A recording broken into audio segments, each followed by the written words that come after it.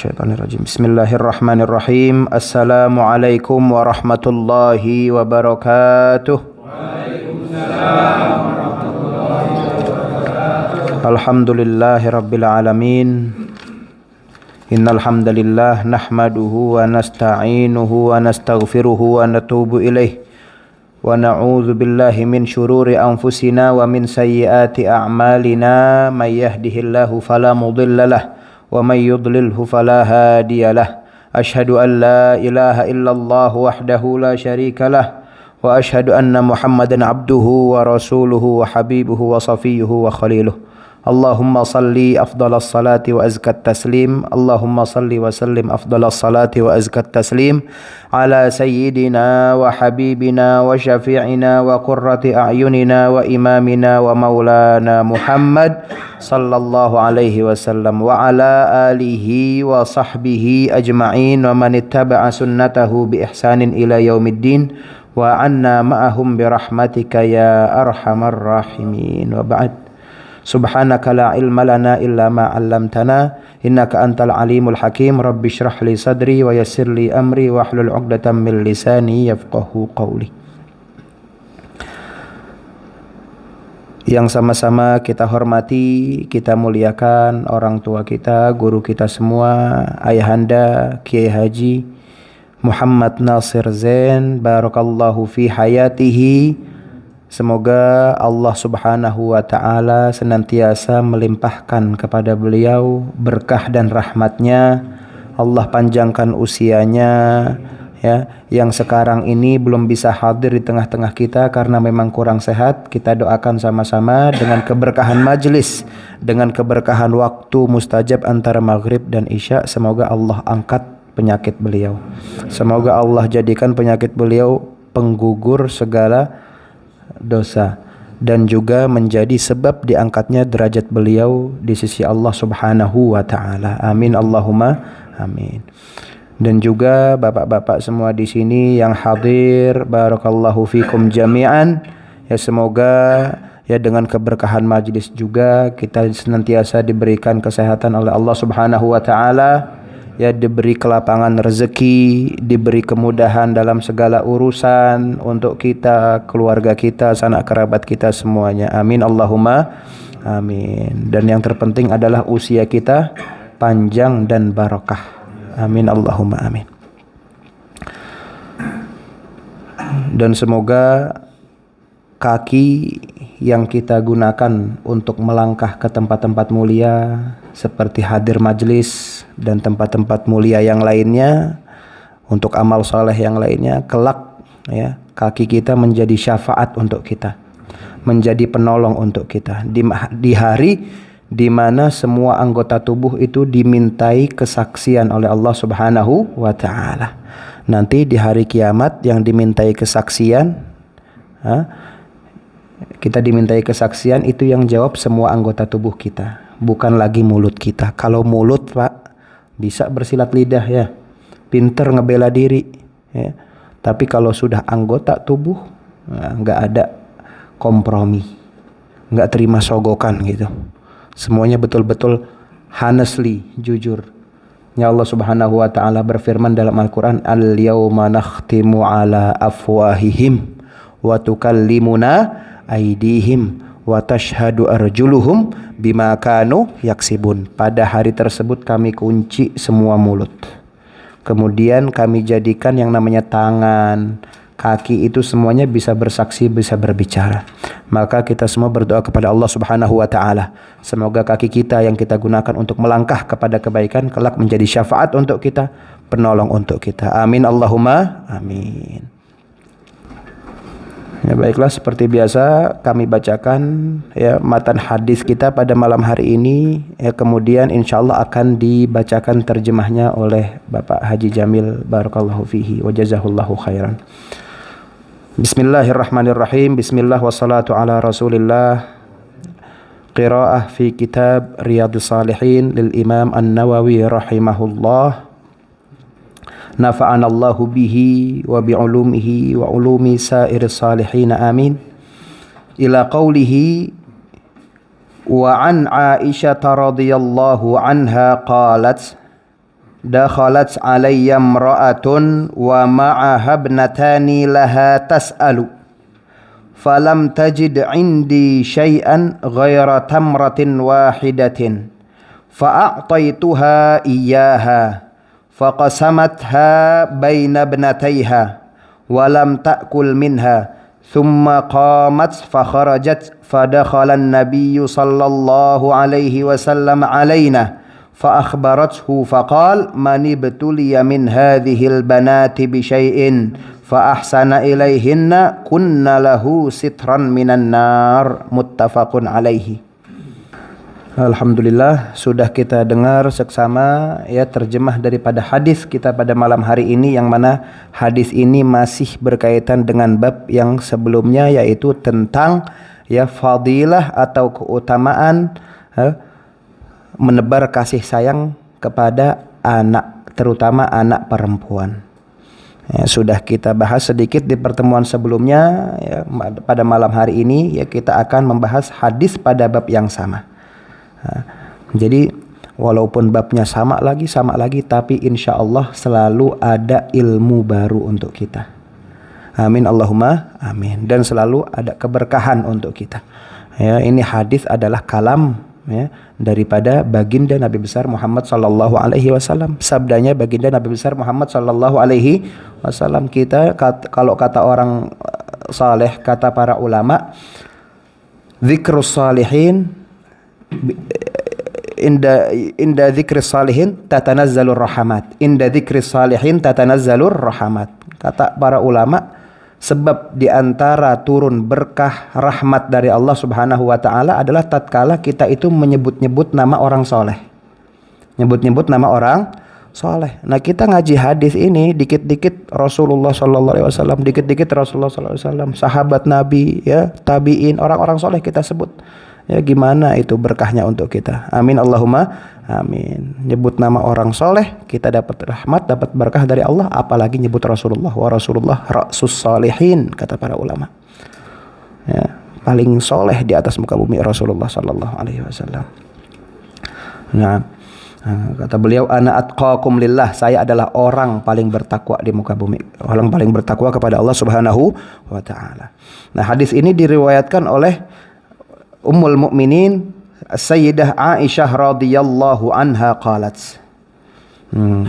Sayyidah Aisyah ini sudah sering kita ulang-ulang bahwasanya beliau sekalipun merupakan sahabiyah, ya sahabat dari kalangan perempuan, tapi beliau adalah merupakan istri Rasulullah sallallahu alaihi wasallam yang banyak meriwayatkan hadis.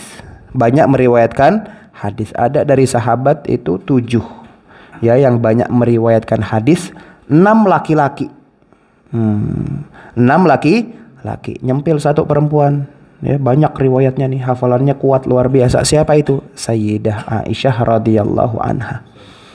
Sayyidah Aisyah radhiyallahu anha. Makanya dikatakan Sayyidah Aisyah ini afqahun nisa alal itlaq. Perempuan di atas muka bumi paling ngerti agama, paling faqih ya. Paling pintar fikih, paling paham agama adalah ibunda Sayyidah Aisyah radhiyallahu anha. Siddiqah bintus Siddiq, sahabat mulia, istri Rasulullah, sekaligus anak dari sahabat karib Rasulullah sallallahu alaihi wasallam. Sayyidah Aisyah anak siapa, Pak? Anak ya putri dari Sayyidina Abu Bakar radhiyallahu anhu wa ardah. Jadi Khulafaur Rasyidin, ya, Khulafaur Rasyidin itu semuanya siapa? Khulafaur Rasyidin, Sayyidina Abu Bakar, Sayyidina Umar, Sayyidina Uthman, Sayyidina Ali. Itu ada hubungan kekeluargaan sama Rasulullah sallallahu alaihi wasallam. Selain nasab mereka ke atas itu nyambung, antar mereka juga ada hubungan kekeluargaan. Contohnya, Sayyiduna Abu Bakar As-Siddiq punya anak Sayyidatuna Aisyah, dinikah sama Rasulullah sallallahu alaihi wasallam. Jadi Sayyidina Abu Bakar nih sahabat sekaligus mertua. Sayyidina Umar Ibnul Khattab radhiyallahu an, ya sahabat dekat Rasulullah, punya putri namanya siapa? Sayyidatuna Hafsah. Ya, dinikah sama Rasulullah sallallahu alaihi wasallam. Jadi Sayyidina Umar ini selain sahabat juga sekaligus mertua. Sayyidina Utsman ibn Affan yang bergelar Zunnurain menikahi kedua putri Rasulullah sallallahu alaihi wasallam. Siapa itu? Ruqayyah dan Ummu Kulsum. Ruqayyah dan Ummu Kulsum yang dinikahi oleh Sayyidina Utsman. Ya, Rasulullah punya 2 putri dinikahi oleh Sayyidina Utsman. Nah, ini tapi perlu difahami, bukan berarti kedua-duanya ini dinikahi dalam satu waktu, bukan. Satu meninggal, nikah lagi sama yang satu, begitu. Ya, karena al-jam'u bainal ukhtain itu nggak boleh dalam Islam. Kita ngawinin begitu adik kakak sekaligus nggak boleh. Itu diantara nikah yang diharamkan, al-jam'u bainal ukhtain. Kemudian Sayyidina Ali bin Abi Thalib, khalifah keempat, menikahi putri Rasulullah, yaitu Sayyidatuna Fatimah. Sayyidatuna Fatimah. Nah, ini makanya nih bapak-bapak mungkin untuk menambah keakraban bisa besanan gitu kali satu sama lain. Ya, untuk menjalin kekeluargaan. Barakallahu fikum. Nah, itulah Sayyidatuna Aisyah radhiyallahu anha wa ardhaha. Nah, beliau meriwayatkan bahwasanya dakhalat alayya imra'atun wa ma'aha ibnatani laha tas'al. Pada suatu hari datang kepada saya seorang perempuan, seorang ibu, wa ma'aha ibnatani laha tas'alu. Dan ibu ini enggak datang sendiri, tapi ibu ini datang membawa 2 anak perempuannya. Untuk apa? Tas'alu. Ya, tas'alu itu artinya minta. Ya, meminta. Kenapa meminta? Karena memang dari kalangan fuqara, tidak mampu, fakir, miskin, makanya sampai datang ke rumah-rumah untuk meminta apa? Meminta kelebihan rezeki dari makanan dan lain sebagainya. Nah, kemudian gimana nih kira-kira, coba kita lihat reaksi, ya, respon istri Rasulullah ketika ada pengemis datang ke rumahnya. Nah, ini patut kita jadikan tauladan.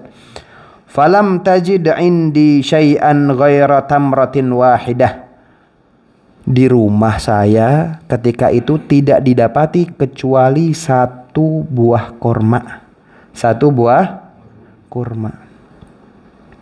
Nah, ketika kita nih melihat hadis seperti ini, kisah seperti ini, ya ini yang meriwayatkan adalah Sayyidatuna Aisyah. Nggak mungkin beliau bohong, ma'adzallah, istri Rasulullah. Sayyidatuna Aisyah ini kan istri Rasulullah.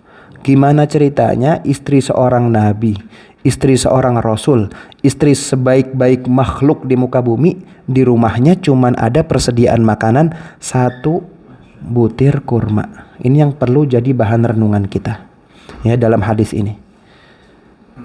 Ya, istilahnya sekarang kan anak apa itu? Lebih-lebih dari presiden, lebih-lebih dari raja. Ini pemimpin seluruh kaum muslimin, pemimpin seluruh umat. Di rumahnya persediaan makanannya 1 butir kurma. Itu juga ada orang minta dikasih. Dikasih.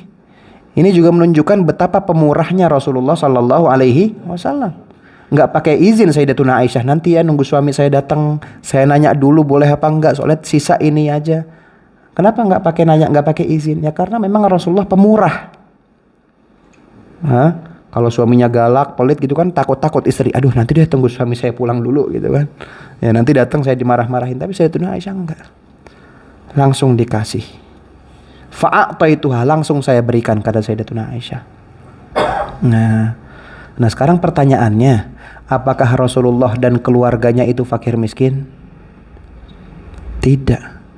Rasulullah ini banyak sering orang ngasih. Rasulullah ini juga pedagang ulung, Pak. Tapi begitu dapat langsung dibagikan. Begitu Rasulullah Sallallahu Alaihi Wasallam. Kalau kita ngaji kitab Syama'il Muhammadiyah punya Imam Tirmidzi, Al-Imam Tirmidzi, itu luar biasa. Sering banget nih Rasulullah datang dari masjid ketika udah waktu syuruk gitu ya, nanya ke istrinya, kita punya makanan nggak? Kalau nggak ada, apa kata Rasulullah? Inni idzan shaim, ya udah ane puasa, mumpung belum ada makan, belum minum dari tadi pagi, dari tadi subuh saya puasa. Seringkali begitu. Itu Rasulullah. Ya kalau kita kan buat besok aja udah pusing, besok ane makan apa? Besok ane makan apa gitu kan. Nah, adapun Rasulullah SAW hari itu ada makanan, alhamdulillah. Makanya beliau bersabda sallallahu alaihi wasallam, man asbaha aminan fi sirbihi, mu'afan fi jasadihi, indahu qutu yaumihi, faka'annama hizat lahud dunya. Seorang dia bangun tidur pagi hari mendapati 3 hal, apa aja itu? Aminan fi sirbihi, rumahnya aman, keluarganya aman, gak ada yang kena musibah. Mu'afan fi jasadihi, bangun-bangun alhamdulillah masih sehat, bisa bangun beraktivitas. Kemudian yang ketiga, indahu qutu yaumih, dia punya persediaan makan pada hari itu. Faka'annama hizat lahud dunya, udah seakan-akan dunia itu benar-benar di genggaman dia. Itu kalau orangnya qanaah. Tapi ya kan, coba pernah nggak kita bangun tidur gitu ngerenung, ya Allah alhamdulillah ngeliatin anak-anak, istri pada masih tidur sehat, bangun mereka sehat, ya, kemudian persediaan makan hari ini kita nggak pusing, ya. Ada di sana luar orang untuk makan harus keliling rumah ke rumah. Kemudian juga ada banyak orang di luar sana bangun-bangun, ya, maaf misalkan nggak bisa bangun karena stroke dan lain-lain, kita masih bisa bangun, duduk, kemudian kerja, aktivitas, cari nafkah. Alhamdulillah. Banyak nikmatnya kita daripada musibahnya, daripada balanya, ya. Semoga kita dijadikan hamba-hamba yang bersyukur. Amin Allahumma amin, supaya ditambah terus nikmatnya. Kemudian, ya, dikasihlah kurma tersebut, diberikanlah kurma tersebut kepada ibu-ibu itu. Faqasamatha bainabnataiha. Ini kurmanya diapain? Dimakan sendiri kira-kira? Enggak, dipotek gitu, dibelah 2. Kan tadi datang sama kedua anaknya, ya. Dipotek jadi 2 bagian, 1 dikasih anaknya yang pertama, 1 lagi dikasih anak yang kedua. Ibunya makan apa? Enggak makan apa-apa. Ya karena adanya itu aja. Dan fitrahnya ibu, fitrahnya orang tua, terutama ibu, itu pasti mendahulukan anaknya ketimbang diri sendiri. Saya lapar nggak apa-apa, yang penting anak saya jangan. Itu fitrahnya orang tua, terutama ibu. Makanya seringkali dalam hadisnya Rasulullah SAW itu bilang, Allahu arhamu lahu minha. Ya, ketika ada seorang anak, Rasulullah itu sering bilang ke sahabatnya, tahu nggak kalian, Allah lebih sayang kepada anak ini ketimbang kasih sayang ibunya kepada dia. Ya. Kenapa dibandingkan kasih sayang Allah dengan kasih sayang ibu? Ya karena memang kasih sayang ibu itu luar biasa, pada fitrahnya begitu, umumnya begitu. Tapi Ustadz, kok ada aja nih misalkan ibu nyiksa atau gimana, bersikap tidak baik, kasar kepada anaknya. Ya ini littaglib, umumnya fitrahnya seorang ibu itu begitu, Pak. Ya, mendahulukan anaknya ketimbang dirinya. Kasih sayangnya luar biasa. Makanya kita sering, mungkin dari bapak-bapak ada yang pernah mendengar kisah 2 orang perempuan datang ke Nabi Sulaiman belum? Pernah, ya? Ada 2 orang perempuan pada zaman Nabi Daud dulu. Pada zaman Nabi Daud. Nabi Daud ini kan bapaknya Nabi Sulaiman, ya. 2 orang perempuan datang ke Nabi Daud. Nah, Nabi Daud kala itu, beliau itu selain nabi, raja, juga seorang qadhi. Apa itu qadhi? Hakim kalau zaman sekarang. Jadi orang ngadu permasalahannya apa, diputuskan sama beliau, ya. Karena apa? Kebijaksanaannya yang luar biasa, ilmunya yang luar biasa. Jadi bukan hanya alim, tapi juga hakim. Bukan hanya berilmu, tapi juga bijaksana. Seringkali memutuskan perkara. Datang 2 orang perempuan ke Nabi Daud, kakak adik itu. Yang kakaknya bilang, mereka datang itu membawa bayi. Nabi Daud, ini anak saya, kata kakak yang pertama itu, kata kakaknya Nabi Daud, ini adalah anak saya. Tapi kata adiknya, enggak Nabi Daud, ini adalah anak saya. Mereka berselisih di hadapan Nabi Daud, ya. Akhirnya karena kakaknya ini lebih pintar bersilat lidah, pintar bicara gitu, meyakinkan gitu, ya. Nah, akhirnya diputuskan bahwasanya anak ini adalah milik kakaknya. Padahal sebenarnya milik adiknya, bukan milik kakaknya. Tadinya mereka dikatakan dalam riwayat sama-sama punya anak, tapi anak kakaknya ini dalam suatu safar gitu, perjalanan, diterkam oleh serigala. Walhasil ya adiknya ini punya anak, kakaknya nggak punya anak, meninggal, hasut, iri, dengki. Akhirnya mengakuisisi ini anak.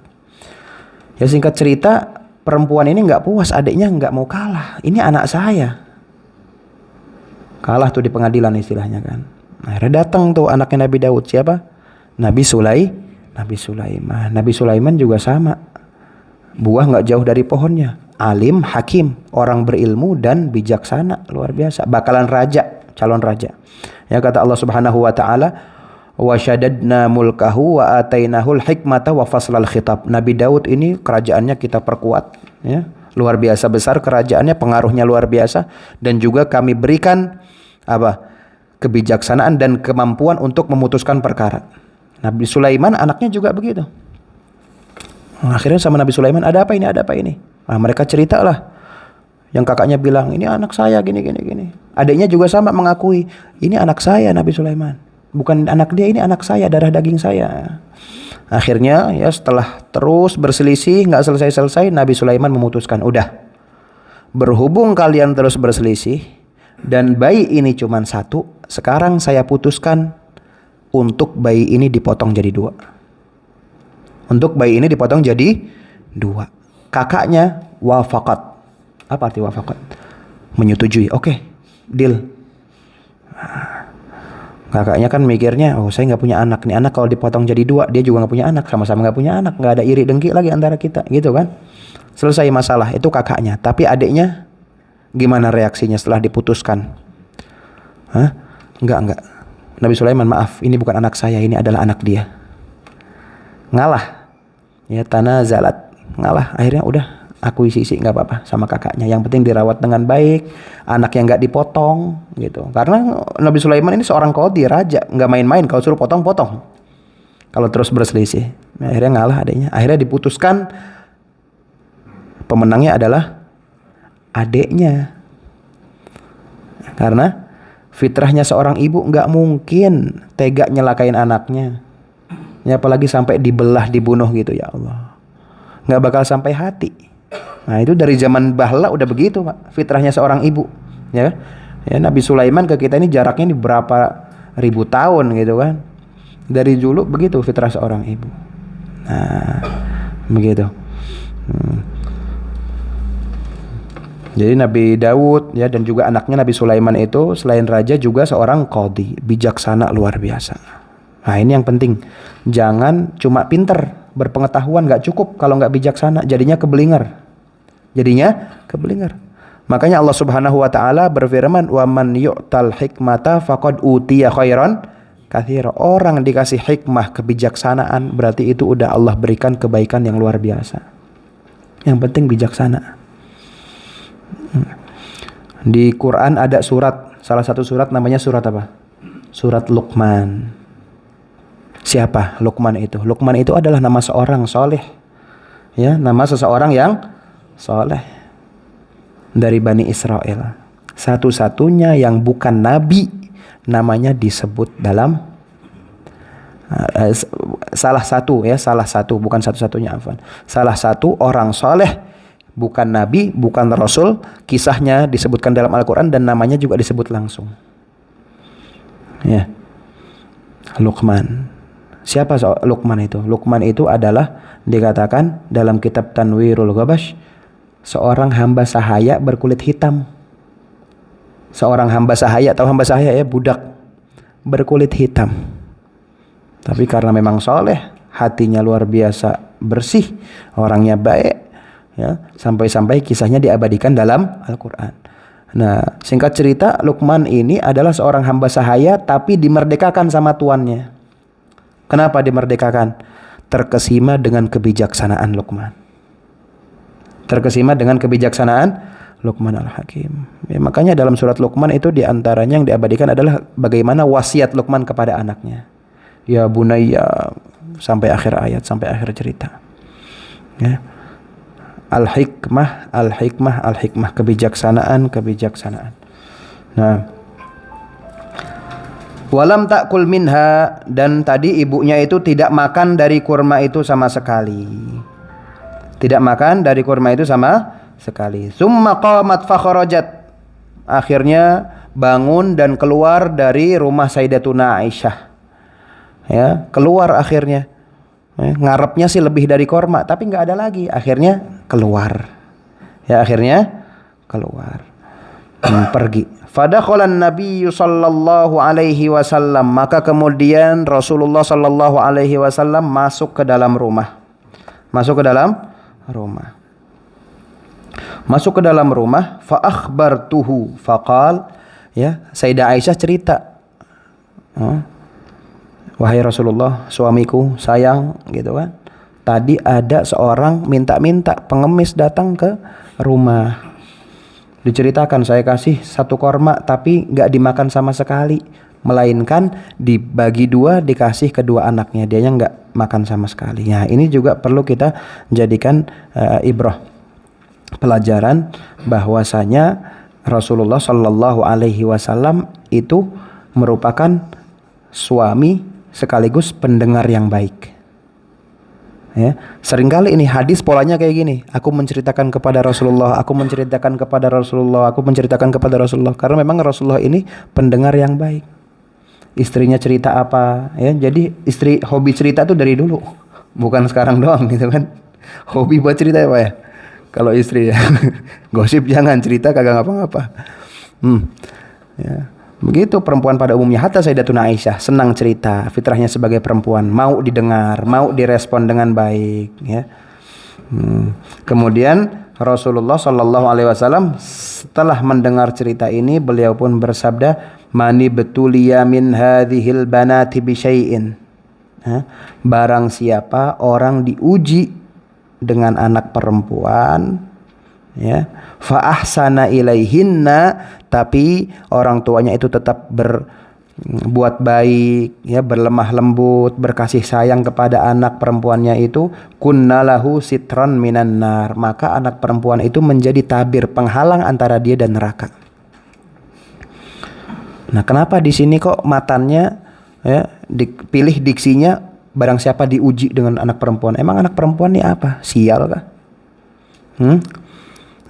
Nah, Rasulullah Shallallahu Alaihi Wasallam mengatakan demikian karena, ya, karena kebiasaan jahiliyah itu, orang-orang jahiliyah gimana, ya, sama anak perempuan itu merasa itu ujian dari Tuhan, merasa itu adalah aib yang harus ditutupi. Bahkan mereka sampai-sampai tega mengubur anak perempuan hidup-hidup karena merupakan aib menurut mereka, merupakan bala, bencana, ya, musibah dari Tuhan. Ya, Rasulullah tuh ingin mengatakan, ini anak perempuan yang kalian, ya, dulu itu menganggap anak perempuan itu pembawa sial, menganggap mereka itu musibah, bala, bencana. Mereka itu padahal bisa mendatangkan kebaikan yang luar biasa. Ya. Orang diuji dengan anak perempuan, kemudian ahsana ilaihinna, ya. Apa berbuat baik itu contohnya? Al-qiyam bimasalihihinna. Semuanya yang mengandung maslahat untuk anak perempuan, yang memang untuk kebaikan anak kita, kita kasihkan, kita berikan, dan juga kita jaga, kita pelihara, ya, dari hal-hal yang tidak baik. Kemudian kebutuhannya kita cukupi, gitu. Kunnalahu sitran minan nar. Itu semua kalau dilakukan karena Allah Subhanahu wa ta'ala, betul-betul kelak menjadi penghalang antara orang tuanya dan api neraka. Ada qaidnya nih, kalau kata para syurah, ya, menjelaskan bahwasanya hal-hal ini kalau dilakukan karena Allah Subhanahu wa ta'ala. Jadi maaf, seringkali amalan kita ini luar biasa gitu, ya, nampak luar biasa, ya, tapi ternyata di sisi Allah itu kecil, kerdil, bahkan tidak ada harganya. Karena apa? Salah niat. Maaf, misalkan sekarang seseorang itu ngerawat anak dengan baik, niatnya apa? Biarin dah sekarang modal dulu, nanti gantian kalau kita udah tua. Ada nggak begitu? Ada aja kan, ya, ngarepnya itu balasan dunia dari anaknya. Nanti kalau udah besar, oh dulu kamu saya rawat, saya ini, sekarang gantian. Dulu saya nafkahin, sekarang kamu kerja, gajinya kasih saya, gitu. Ya, itu kalau salah niat begitu, semua yang kita kerjakan untuk mereka itu sia-sia. Makanya dikatakan oleh para ulama, rubba amalin saghirin tukabbiruhun niyah. Berapa banyak amalan kecil, kerdil, mudah, gampang, tapi karena niatnya tulus karena Allah, itu bernilai luar biasa. Tapi sebaliknya, rubba amalin kabirin tusaghiruhun niyah. Amalan nampaknya agung, luar biasa gitu ya. Tapi bernilai kerdil ya, kecil, bahkan tidak bernilai sama sekali di sisi Allah Subhanahu wa taala karena salahnya nih niat. Ya, diperhatikan niat, diperhatikan. Guru kami berkata, Al-Habib Muhammad Amin bin Syekh Abu Bakar bin Salim, bahwasanya ada beberapa hal yang membuat amal ibadah kita itu dilipat gandakan luar biasa pahalanya.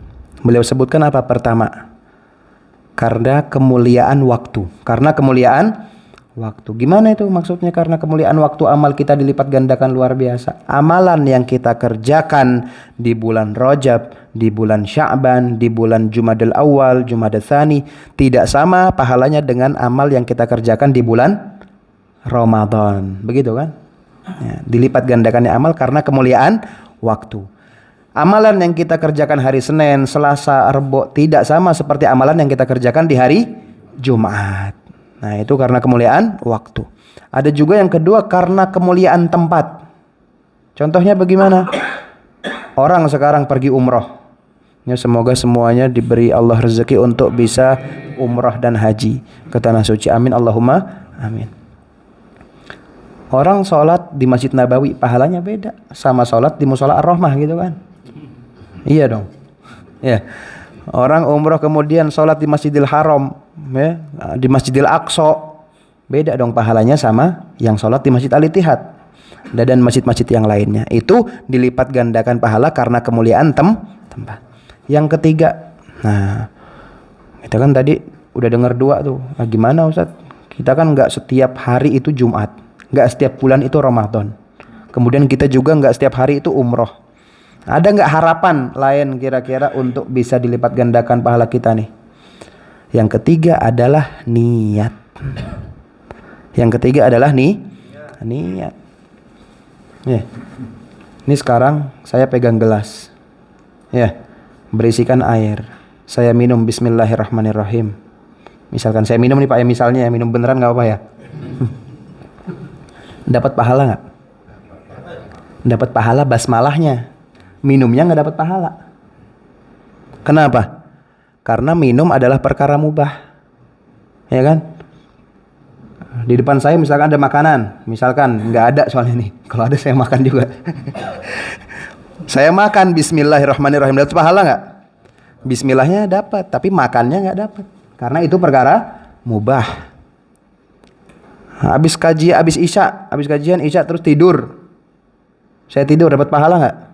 Nggak dapat. Karena itu mubah. Ya, mubah kan kata ulama, apa definisinya, pengertiannya? Ma la yuthabu ala fi'lihi wa la yu'aqabu ala tarkihi. Ini isya jam berapa aja? Hah? Oh 10 ya. Takutnya kebablasan nih. Ma la yuthabu ala fi'lihi, dikerjakan nggak dapat pahala, itu kalau mubah. Dan kalau ditinggalkan nggak dapat dosa. Saya malam ini begadang nih misalkan ngobrol sama Bang Jaki. Dosa nggak saya? Nggak dosa karena tidur itu adalah hal mubah. Kapan mubah itu bernilai pahala, menjadi ibadah? Kalau kita hadirkan niat. Ya Allah, ini saya mau minum ya supaya saya sehat, afiat, kuat beribadah.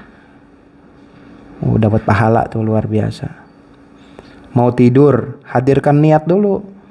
Ya Allah, nih saya tidur, semoga bangun tepat waktu, bisa sembahyang subuh tepat waktu, syukur-syukur bisa tahajud.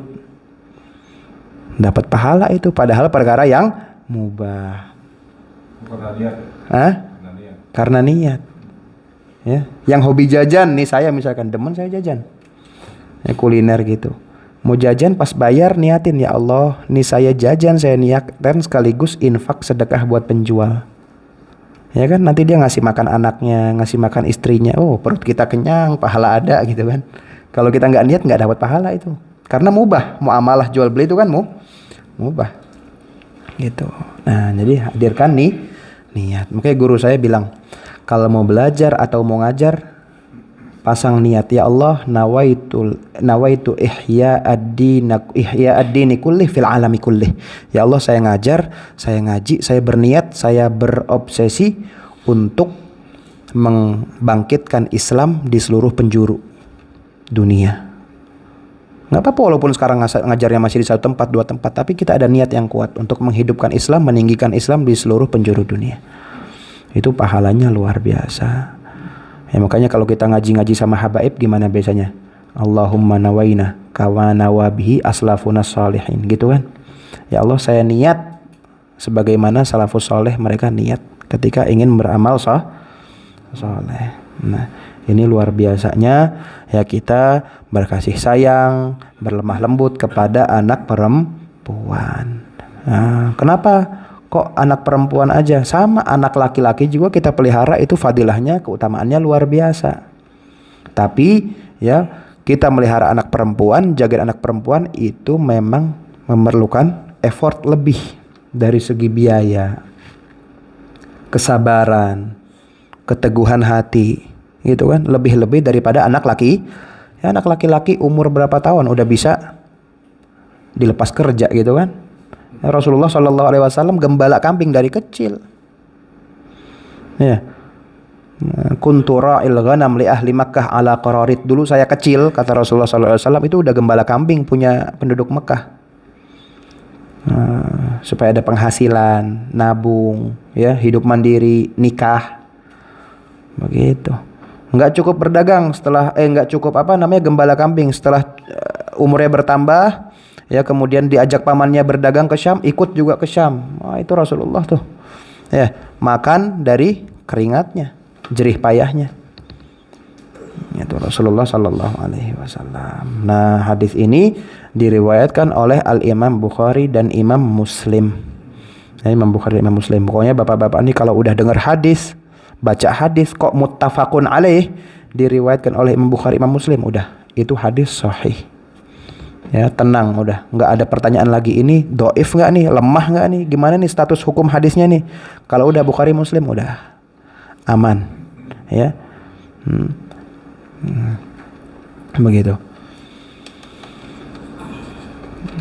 Nah, ini mungkin ya, yang dapat kami sampaikan pada malam hari ini. Ya, kami berharap semoga apa-apa yang disampaikan, ya, kita mohon kepada Allah Subhanahu wa taala, ya, menjadi ilmu yang bermanfaat untuk kita.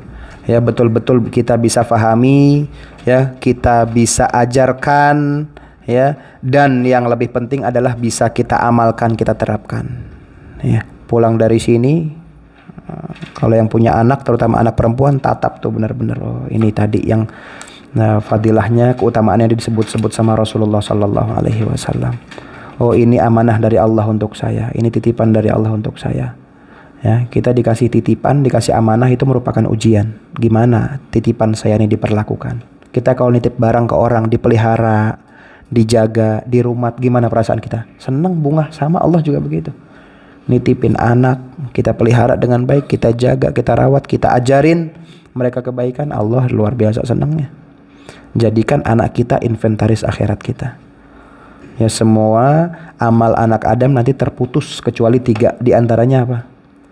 Waladun soleh yad'ulah, anak soleh yang senantiasa mendoakan orang tuanya. Ya, jadikan anak itu investasi akhirat kita. Wah, senang Pak kalau kita tuh ngelihat anak tuh sholat, buka Quran, ngaji tanpa disuruh, tanpa digebot, gitu kan, tanpa dipaksa, udah mereka kesadaran sendiri, kemauan sendiri. Oh, itu udah suatu nikmat yang luar biasa. Ya, kita doakan, ya, semoga anak-anak kita, keluarga kita semuanya menjadi salihin, salihat, muslihin, muslihat. Amin Allahumma amin. Alhamdulillah. Sebelum, ya, kita tutup, mari sama-sama kita mengangkat tangan kita, ya, di waktu yang penuh barokah ini antara maghrib dan isya, kita berdoa kepada Allah Subhanahu wa taala yang memohonkan segala kebaikan, ya, dengan keberkahan majelis, dengan keberkahan waktu yang mustajab ini, dan dengan keberkahan yaitu hadis sabda Rasulullah Sallallahu Alaihi Wasallam yang kita kaji, yang kita pelajari. Bismillahirrahmanirrahim. Alhamdulillahirabbil alamin. Hamdan yuwafi ni'amahu wa yukafi'u mazidah. Ya Rabbana lakal hamdu kama yanbaghi li jalali wajhikal karimi wa 'azimi sultanik. Allahumma salli wa sallim ala sayyidina Muhammadin fi kulli waqtin wa hin. Wa salli wa sallim ala sayyidina Muhammadin fil mala'il a'la ila yaumiddin. Wa salli wa sallim ala sayyidina Muhammadin hatta tarithal arda wa man 'alaiha wa anta khairul warithin. Allahumma inna nas'aluka bikulli ismin huwa laka sammaita bihi nafsak aw 'allamtahu ahadan min khalqik aw anzaltahu fi kitabik aw ista'sarta bihi fi ilmil ghaibi 'indak an taghfir lana ya Allah wali walidina warhamhum kama rabbawna shighara waghfir li jami'il muslimin wal muslimat wal mu'minin wal mu'minat al ahya'i minhum wal amwat. Allahumma astur auratina wa amin rawatina. Allahumma ihfadna wa ahalina wa dhurriyyatina wa kulla syai'in a'taitana min baini aydina wa min khalfina wa an aymanina wa an syama'ilina wa min fawqina wa na'udzubika min an nughtala min tahtina ya Allah ya rabbal alamin. Allahumma ij'alna wa ahalina wa dhurriyyatina min ahlil ilmi wa min ahlil khairi wa min ahlis salah wa min ahlis salah wa min ahlil Qur'an ya Allah ya rabbal alamin. Allahumma ihfadna wa ahalina wa dhurriyyatina kama hafidhta kitabakal mubin wa rasulakal amin ya Allah ya rabbal alamin. Allahumma zid ma'hadana ma'had rafah al-islami barakatan wa naf'an wa salaha wa ta'idan wa taufiqan wa tullaban wa ansara waj'al ma'hadana salihan muslihan nafi'an muwaffaqa. Rabbana atina fid dunya hasanah wa fil akhirati hasanah wa qina adzabannar. Wa sallallahu ala sayyidina Muhammad wa ala alihi wa sahbihi ajma'in walhamdulillahi rabbil alamin. Allahumma binniyatil qabul wa tamami kulli sulin wa ma'mul wa ila hadratir rasul. Al-Fatihah. A'udzu billahi minasyaitonir rajim. Bismillahirrahmanirrahim. Alhamdulillahi rabbil alamin. Ar-Rahmanir-Rahim Maliki yaumiddin. Iyyaka na'budu wa iyyaka nasta'in. Ihdinas siratal mustaqim. Siratal ladzina an'amta 'alaihim ghairil maghdubi 'alaihim waladdallin. Amin. Rabbighfir lana wa liwalidina wal mu'minina. Amin. Wassalamu alaikum warahmatullahi wabarakatuh.